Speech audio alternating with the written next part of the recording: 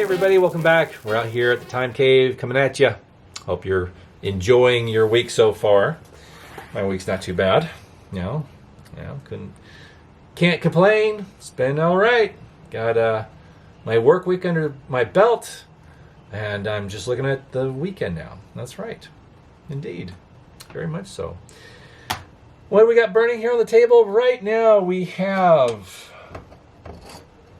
a CT Hamm 00. No, it's not a secret agent. That's 007. Anyways, this is just a cute little petite lantern. Now it's very similar in size to the Dietz Little Star, which was a 00 or 00 size. Now, how much smaller than a number O size lantern is it? Well, I'll show you. We got one right here. Dietz side lift. About the same era, actually. There you go. See? This is a number O. This is a number O. That's a 00. Kind of neat. Right. It is. I think so. But this little guy, very compact, light, and it holds enough fuel for maybe 8 hours, maybe less, maybe more. Never timed it. But it's a really nice little piece, and it's just a joy to have on a small table. You can sit outside and enjoy an evening with a nice little lantern like this, or you could even take it for a walk with the dog, or maybe even skaters used it as a skating lantern too. You know, that was not uncommon as well back in those days, because outdoor skating rinks at night weren't really lit. That's why they have special lanterns for skaters, for children to carry around while they're ice skating in the wintertime. And so you could see them, you know, because like I said, a lot of outdoor spaces, even in the cities, weren't very well lit. So, yeah. But anyhow, it's a fun one. It's nice to have on the bench burning away. Now, I would like to find a 00 CT Hamm marked globe for it. Now, that's a ruby flashed unmarked globe, but it fits well, and it came with the lantern, and I'm totally good with it. Yeah, for sure. Well, there's something about this lantern that I didn't get to share, and I think this is why I got this one for the price that I paid. I didn't pay too much for it, and now naturally it was actually kind of expensive for maybe some of you, but well, for me too. But I got it under market value, and I think it was because of this. See that? There's a little split in the skirt. Yeah. Now that's most likely from manufacturing. Now, what I mean by manufacturing, well, look at the construction here. Look at how this fount is one piece. So they stamped it, and then you have this crease here where the wall meets the skirt, and then the flange is here. See, so that's a high stress area. So when they stamped them, not all of them came out ideal. Some of them would split under the pressure, under the strain, because of that bend from going bent. So yeah, I mean, what skirt shouldn't have a kick pleat? Sorry, a little fashion humor. Yeah, some of you get it. But anyways, yeah, it's a beautiful piece, and I love this little guy. It's a good lantern, and I enjoy it from time to time. That's right. Well, what are we going to share today, friends? Well, that's a good question. What are we going to share? Do you know? Well, I do. I got a lantern that I want to share once again. And it's been easily a year or plus since I've shared it last. Actually, I think it's been almost 2 years. Yeah, it's approaching 2 years since I shared this lantern when I first got it. But I'm not going to share the history about the lantern. I'm going to talk about its condition. And this is a lantern that I actually paid for twice. And I'll tell you about it. And this is why. I will tell you why. We'll bring it up to the bench. And we will share this guy. Look at this. Do you recognize this guy? This is a big one. Big squat globe, 1910s. Yeah, this is the OVB, our very best, from the Spencer Hibbert Bartlett hardware retailers of Chicago.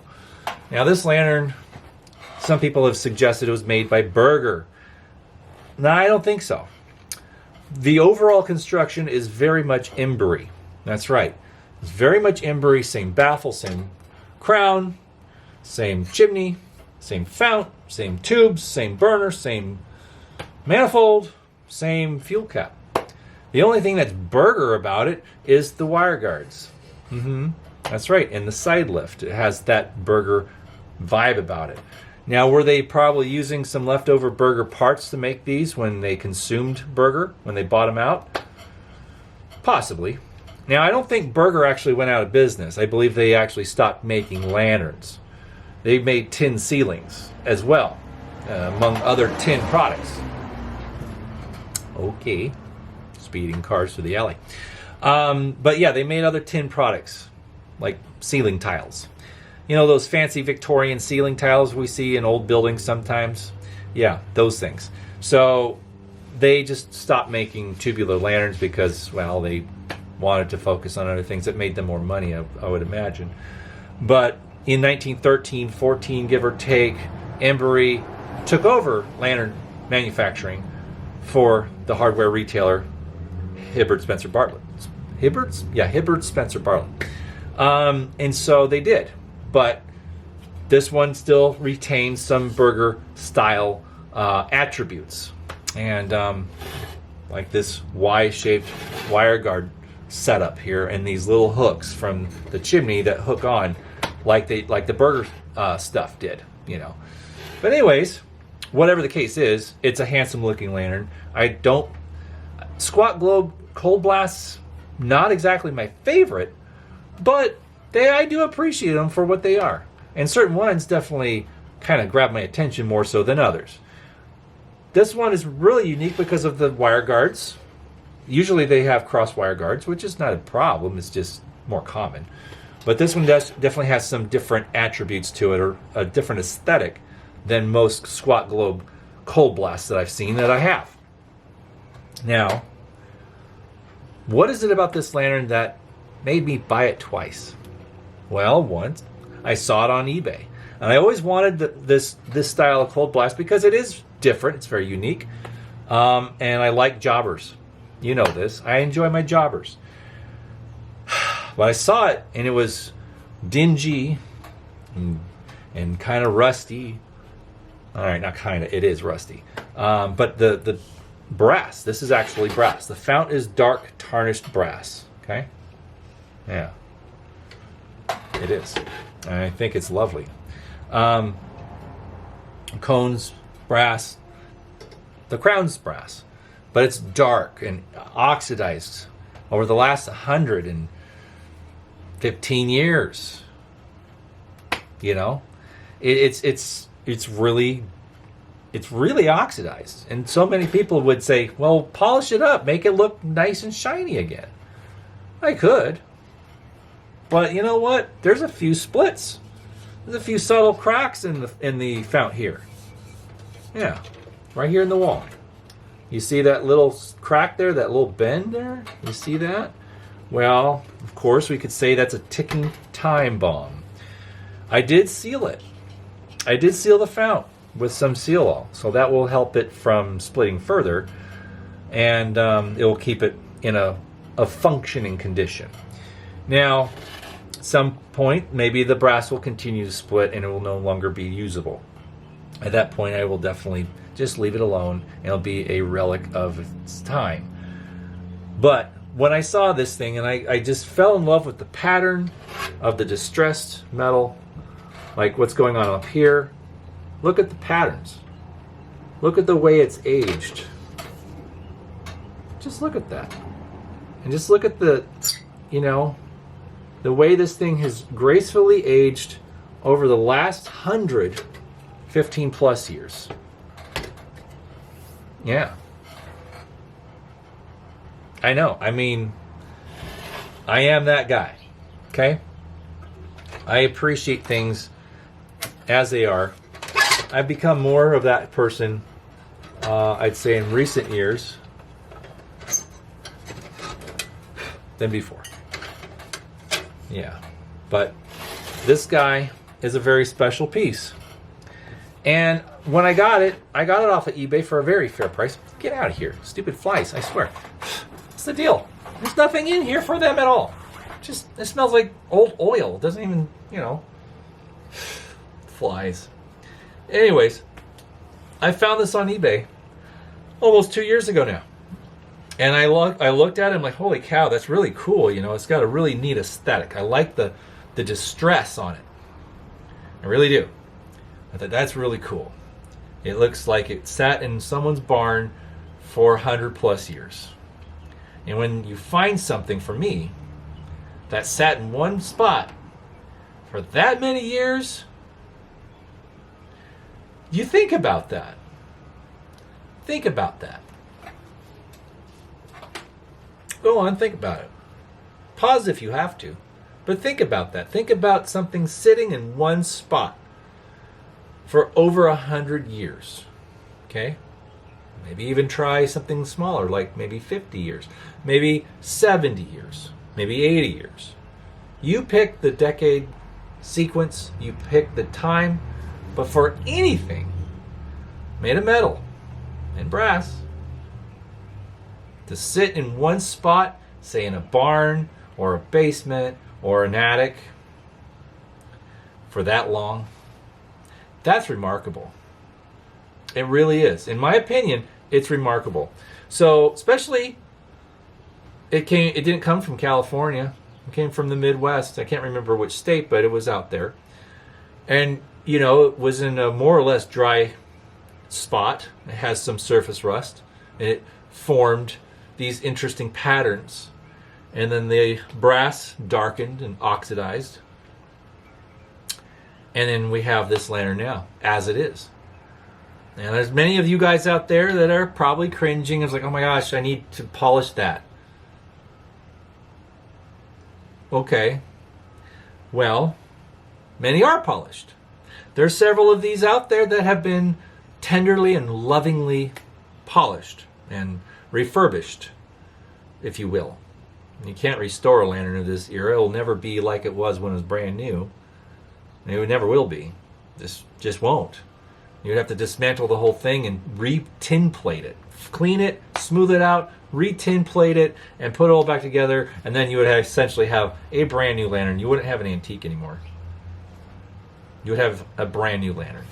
Now, some people like that idea. Some people embrace that idea. However, for whatever it's worth,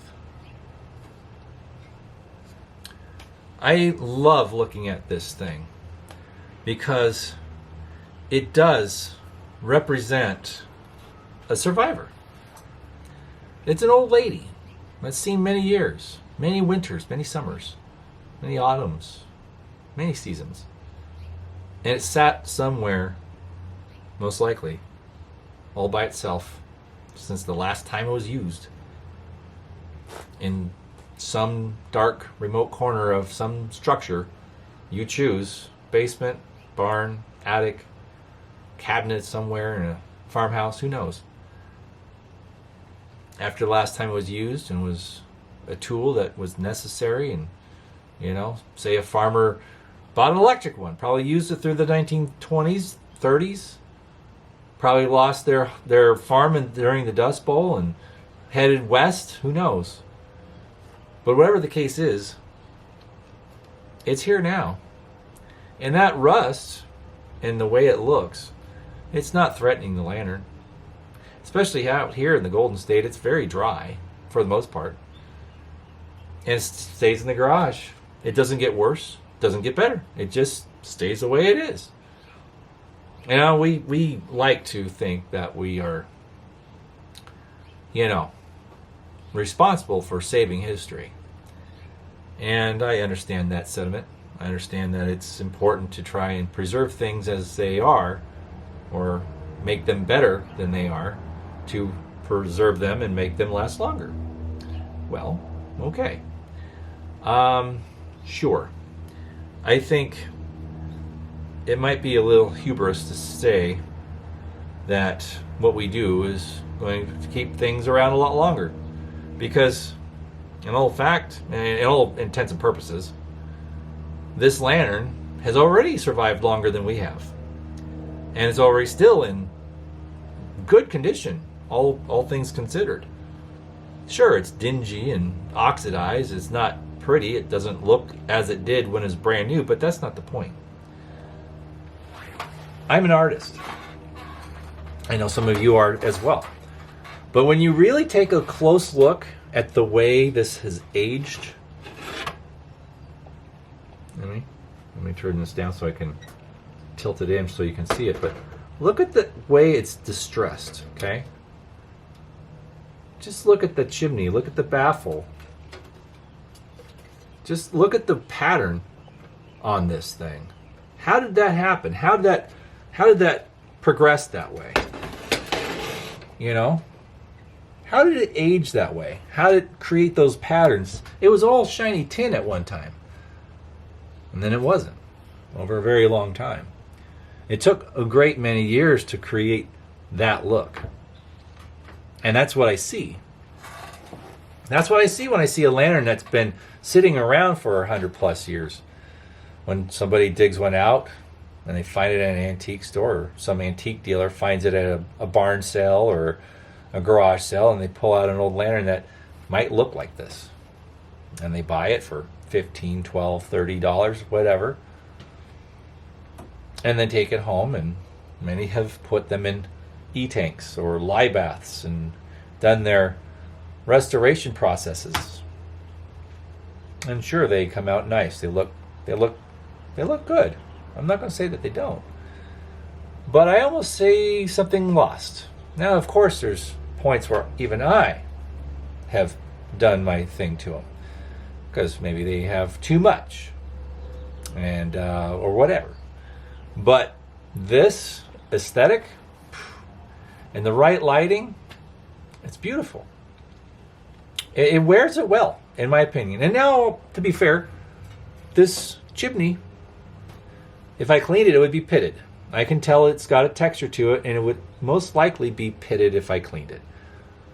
I think it looks better as it is. And once things like metal starts getting pits, it's kind of irreversible. You can't really fill the pits unless you use like some kind of body filler, and then you paint the lantern and make it all smooth and you know, well, I won't say.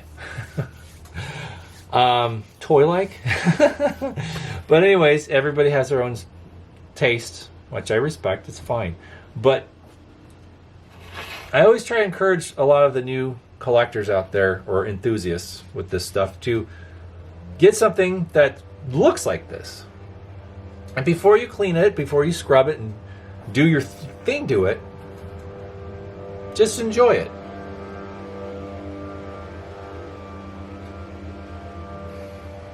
Leaf blowers, you know, I tell you, you could be on a desert island with one palm tree, and you go to take a nap or make a video, for instance, and you'll hear that. I so swear, you will hear a leaf blower. Anyway. Anyhow. This thing is time standstill. It really is.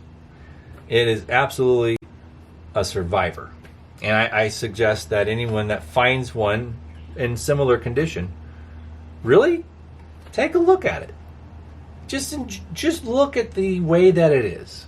Don't look at it as dirt and rust. Like, don't look at it that way. Open your mind a little bit.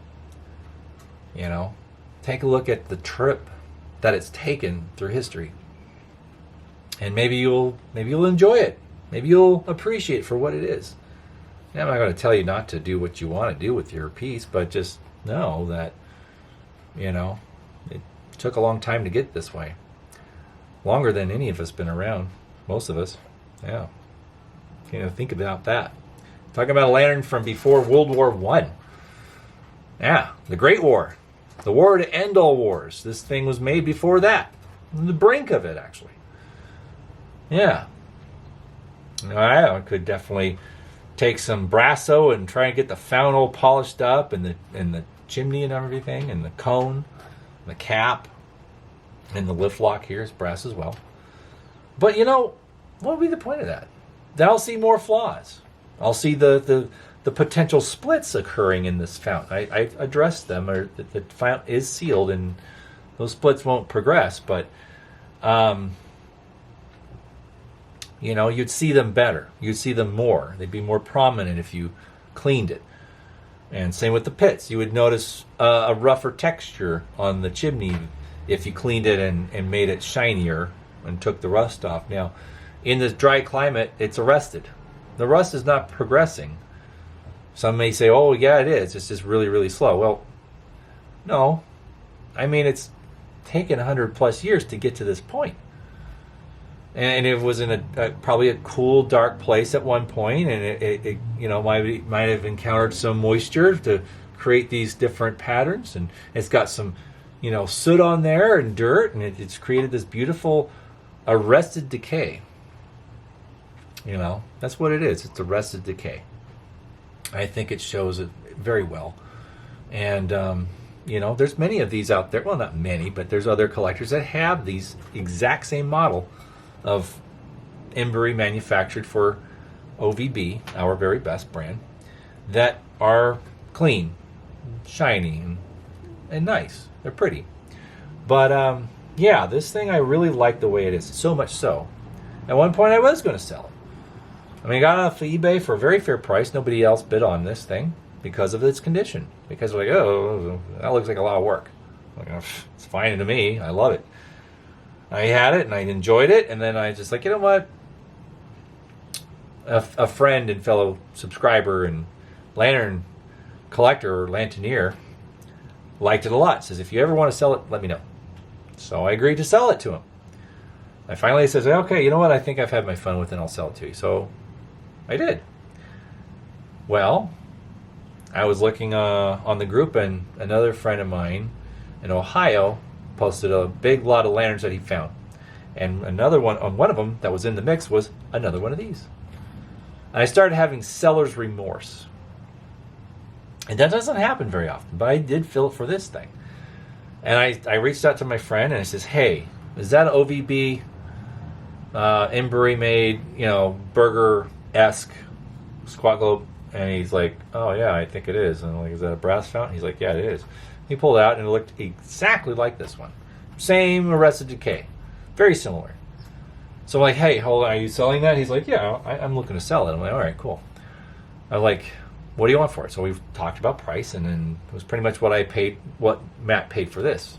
So I gave my friend his money back, and then he paid, well, I got my money, well, I gave him his money back, and then I paid for this. And essentially I bought it twice. Because I didn't want to let go. And my friend got the other one, and I kept this one. And it doesn't happen very often. I rarely have seller's remorse. I've sold a lot of lanterns. But yeah, this thing is hanging in the garage. You might see it back there against the wall in previous videos. But it's something I really like out here. It has just that cool garage type of garage aesthetic, and it really suits the old garage.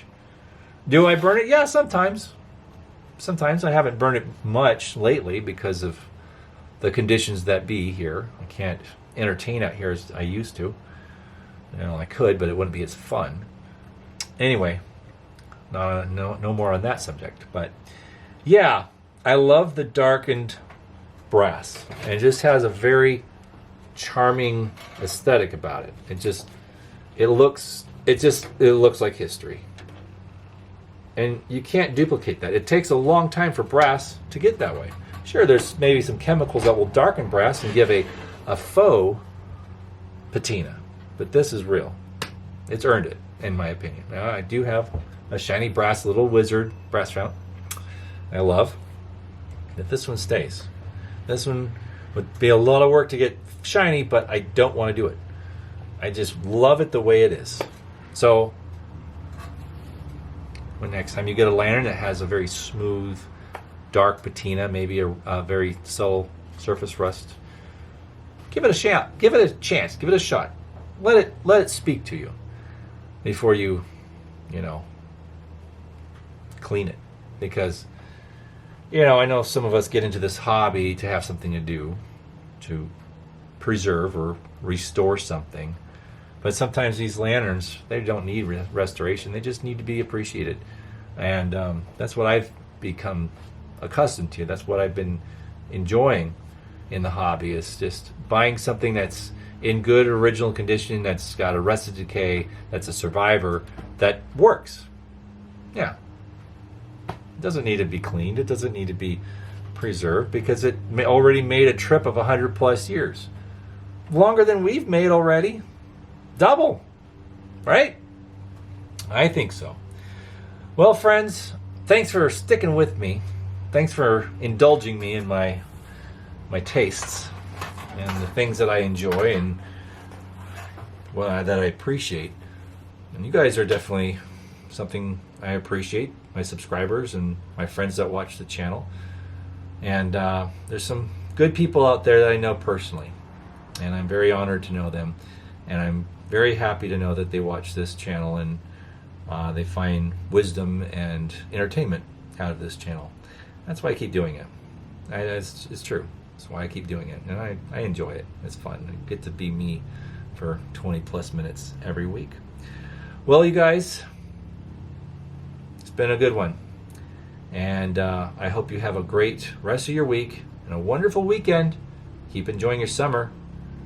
And we will come back at you in a week's time with more lantern or antique content. So from here in the Time Cave to you guys, see you next week.